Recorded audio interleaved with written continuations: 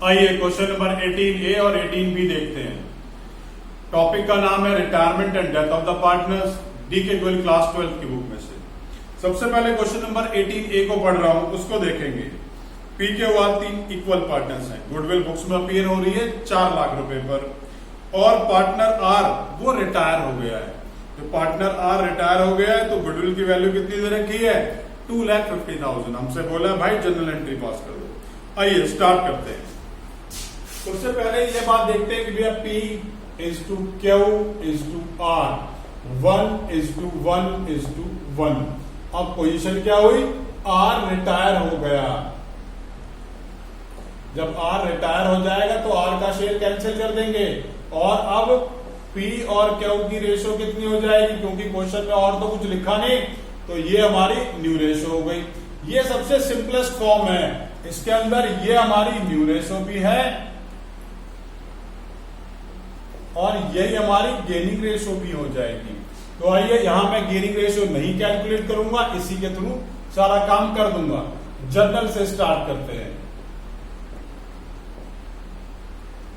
Journal का मैंने format नहीं ड्रॉ किया, ना ही नरेशन लिखूंगा, नहीं तो वीडियो खामा के अंदर लंबी हो जाएगी। तो प्लीज आप लोग उस काम को जरूर कर लीजिएगा। राइट ऑफ, सबसे पहले राइट ऑफ करेंगे। जो हमारी जो है बुक्स के अंदर जो गुडविल अपीयर हो रही है,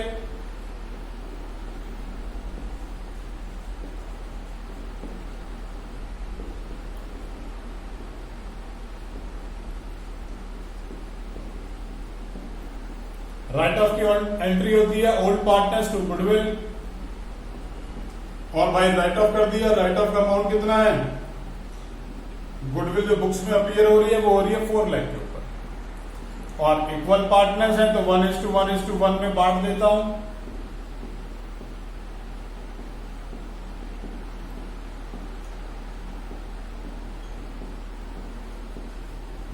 ये गुडविल मैंने राइट ऑफ कर ली। अब इसके बाद देखेंगे, अब जो आर पार्टनर जा रहा है वो अपने हिस्से की गुडविल को लेकर भी जाएगा। जब जो पार्टनर जा रहा होता है वो रिटायरिंग पार्टनर होता है, अपने हिस्से की गुडविल को लेके जाता है। और गुडविल की एडजस्टिंग एंट्री क्या होती है?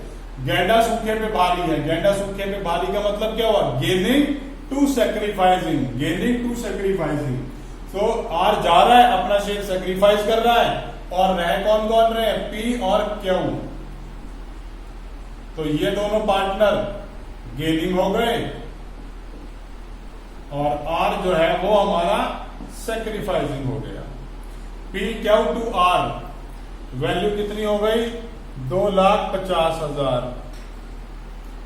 सॉरी भाई, R का हिस्सा निकालना पड़ेगा ना। तो 2,50,000 पूरे फर्म की है। R का शेयर कितना है? 1/3। वैल्यू कैलकुलेट करके लिख देता हूं, 8,3,3,3,3। अब गेनिंग रेशो क्या थी हमारी? 1:1। तो 4,1,6,6,6 एंड 4,1,6,6,7। फाइनली इसी तरीके से हमें एंट्रीज को करके दिखाना है। ये पार्ट हमने 18A का कर दिया है। आइए अब 18B पे की तरफ चलते हैं। 18B में क्या लिखा है क्वेश्चन में, पहले उसे रीड कर लेते हैं।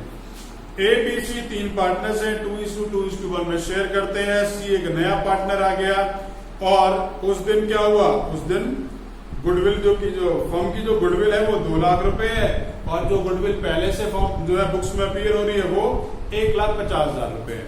तो आइए देखते हैं क्वेश्चन की तरफ। A:B:C, 2:2:1। अब पार्टनर C जो है वो रिटायर हो गया, उसका शेयर कैंसिल कर दिया। अब रिटायरमेंट के बाद कौन कौन रह गया? A:B, और तो कुछ लिखा नहीं, तो 2:2 कह लो या 1:1, ये इनकी न्यू रेशो हो गई। जब हम इस तरीके से कैंसिल करके नई रेशो कैलकुलेट करते हैं तो इस न्यू रेशो के साथ साथ ये रेशो गेनिंग रेशो भी होती है। मतलब 1:1 न्यू रेशो भी है और 1:1 गेनिंग रेशो भी है। आइए स्टार्ट करते हैं जर्नल की तरफ से। भाई जर्नल एंट्रीज के लिए ना तो मैं फॉर्मेट बनाऊंगा ना ही नरेशन लिखूंगा, इन दोनों बातों से ही टाइम वेस्ट होता है और ये तो हर बच्चा कर ही लेता है। तो राइट ऑफ की एंट्री करेंगे AB C to goodwill.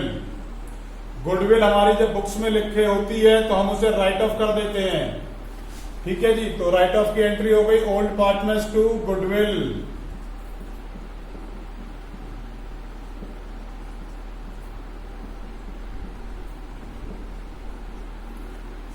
Amount कितना है टोटल गुडविल का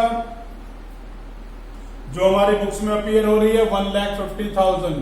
1,50,000 को इनकी पुरानी रेशियो 2:1 में बांटूंगा। 60,000 30,000। सेकंड केस क्या है, अब पार्टनर सी जो है वो रिटायर हो गया है। तो पार्टनर सी जो है वो रिटायर हो गया है। So a is capital account debit, b is capital account debit, to c is capital account. अब अमाउंट कैलकुलेट कर लेते हैं भैया। टोटल फर्म की गुडविल कितनी है 2 लाख, उसमें से सी का शेयर कितना है 1/5, तो वैल्यू कितनी हो गई भैया 40,000। गेनिंग रेशियो कितनी निकाली थी अभी, गेनिंग रेशियो कितनी है 1:1, तो भाई 20,000 यहां और भैया 20,000 यहां। फाइनली इसी तरीके से क्वेश्चन करना है। नरेशंस मैंने नहीं लिखी है, नई फॉर्मेट बनाया है, आप दोनों काम जरूर कीजिएगा। कोई प्रॉब्लम आ रही नीचे कमेंट बॉक्स में कमेंट कर दें, और अगर इस टॉपिक के ऊपर मेरा वीडियो लेक्चर नहीं देखा है तो प्लीज उसे भी जरूर देखिए।